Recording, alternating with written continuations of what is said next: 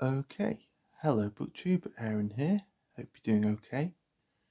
Today I've got another, I suppose somewhat gratuitous video where I go into an area of my reading life and my bookish life that I haven't really delved into that much in my videos so far. It's also another video where I'm hiding behind the camera, so you're not really going to see me that much in this one. Partly because this kind of video lends itself to me staying out of the way, but also I'm quite vain, or feeling quite vain and sensitive at the moment because I've got a bit of a scab on my forehead from an incident I had with some very hot pasta sauce.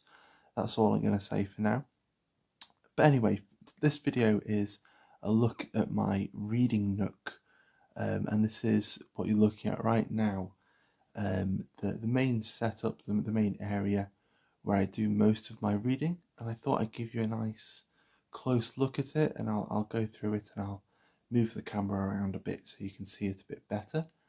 But essentially, as you can see just here, hiding behind the lamp and the plants, is a little bookcase. It's looking quite empty at the moment. I'm keeping it quite lean, because this is where I tend to keep my pile of possibilities, and I keep it near at hand to my book nook. So I'll just bring everything a little closer. So here is the bookcase at the moment. It's got a collection of poetry by Louise Gluck that I've been rereading, re-evaluating. Underneath that there's some Daphne du Maurier that I've borrowed from my sister, and we've got Alone in Berlin over there. Let's move around.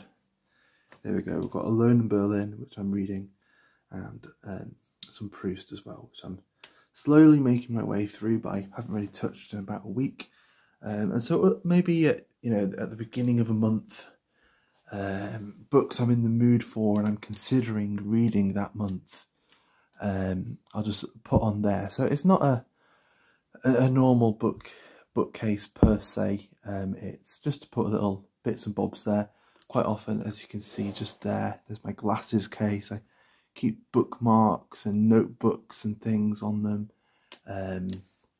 Underneath these books here, there's my Kindle, and there's a little book bag, this little fabric thing here that you can see moving.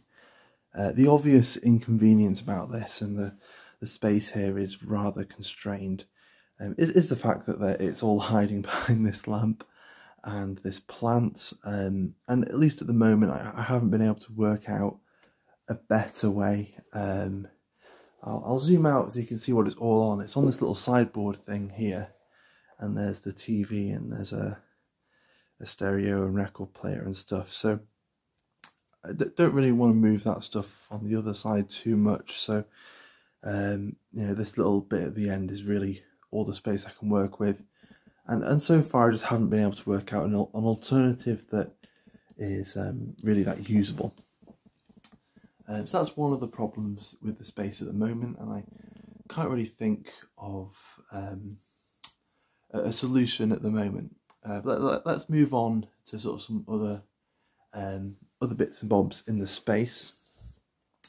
So this is the main chair where I do my reading. It's in a nice corner here.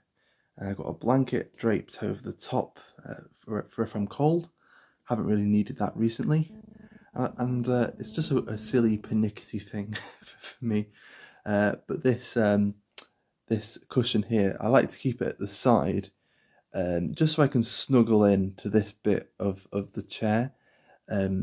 Because it's quite a big chair, and although I'm quite tall and well, I suppose I could be putting on more weight than I already am. So there's still some space for me, so I fill that up with the cushion, and I've got a footrest there as well, so I can put my feet up, and I can just settle in for definitely if I'm going to be reading for an hour or so. I like to put my feet up and just get in the zone. The other thing, and I will just move around and show it to you, I like to have on hand is this cushion here. It's a nice little green cushion. When I was reading War and Peace, I got into the habit of essentially just putting a cushion over myself to rest the book on. And just while I was doing that, it became more and more of a habit just to have a cushion over me as well. So I've got this second cushion that I like to use just to